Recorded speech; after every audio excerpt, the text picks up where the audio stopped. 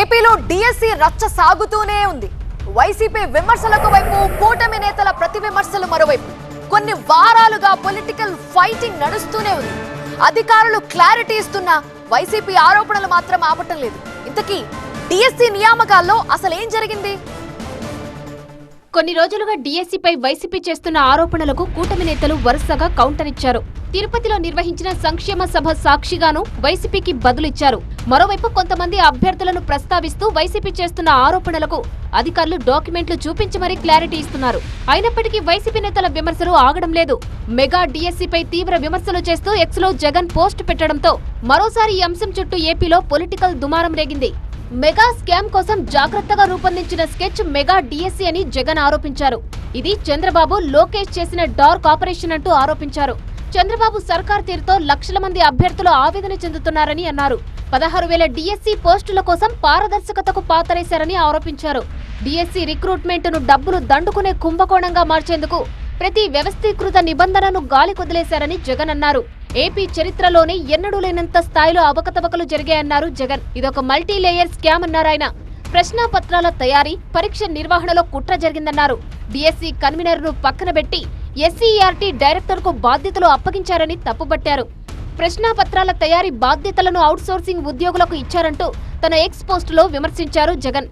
వీటన్నిటిపై CBI దర్యాప్తు జరగాలని జగన్ మరోమారు డిమాండ్ చేశారు. ఈ అంశంపై వైసీపీ నేతలు నిత్యం ఆరోపణలు, విమర్శలు చేస్తూనే ఉన్నారు. అయితే ఆ వ్యాఖ్యలకు ఎప్పటికప్పుడు కౌంటర్ ఇస్తున్నారు కూటమి నేతలు.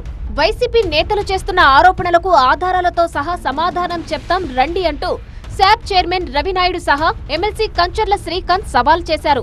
తిరుపతి ప్రెస్ క్లబ్ దగ్గరకు వెళ్లి వైసీపీ నేతల కోసం వెయిటింగ్ చేశారు. అయితే ఎవరూ రాలేదు. దీంతో వైసీపీపై విమర్శలకు విరుచుకుపడ్డారు. నియామకాలపై తప్పుడు ప్రచారం ఇకనైనా మానుకోవాలని కూటమి నేతలు అంటున్నారు. ఇంత స్పష్టంగా ప్రతి ఒక్క దానికి కేస్ టు కేస్ ఆన్సర్ చేశాక కూడా మీరు ఇంత మనస్సాక్షి లేకుండా మాట్లాడుతూ ఉన్నారంటే మీకు ఒకసారి మీ ఆరోగ్య పరిస్థితిని, మానసిక పరిస్థితి కూడా ప్రశ్నించుకోవాల్సిన అవసరం ఉంది. లేకపోతే ప్రజలు మిమ్మల్ని, మీ నాయకులను కూడా తరిమి కొట్టేటటువంటి పరిస్థితి ఉంది. స్పోర్ట్స్ కోటాలో అవినీతి జరిగిందని చెప్తున్నారు. ఎవరు అవినీతి జరిగితే 39 పోస్టులు ఎందుకు మిగిలినాయి? కష్టపడి ఉద్యోగం సంపాదించుకున్న టీచర్లు వైసీపీ విమర్శలతో మనోవేదనకు గురవుతున్నారని అన్నారు శాప్ చైర్మన్ రవినాయుడు. ఈ టీచర్ అనే వ్యక్తి డబ్బు తీసుకొని వచ్చాడు, డబ్బు ఇచ్చి వచ్చాడు అని చెప్పి కానీ ఆ పిల్లలు అనుకుంటే మా పరిస్థితి ఏంటని ప్రతి టీచర్, ఈ రాష్ట్రంలో ఉన్న 16,000 మంది టీచర్లు కన్నీటి పర్యంతం అవుతున్నారు, ఏడుస్తున్నారు. వాళ్ళ కుటుంబం ఆర్తనాదాలు పెడుతోంది. దీనికి ఎవరు బాధ్యత వహిస్తారు? నువ్వేమో సింపుల్గా చెప్పావు, ప్యాకాట్ అని చెప్పావు, దొంగ సర్టిఫికెట్లు అన్నావు, లీకేజ్ అన్నావు, ఏదేదో చెప్పావు.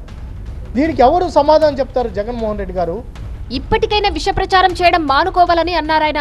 డిఎస్సి నియామకాల చుట్టూ నడుస్తున్న ఈ పొలిటికల్ రచ్చకు ఎప్పుడు ఫుల్ స్టాప్ పడుతుందో చూడాలి మరి.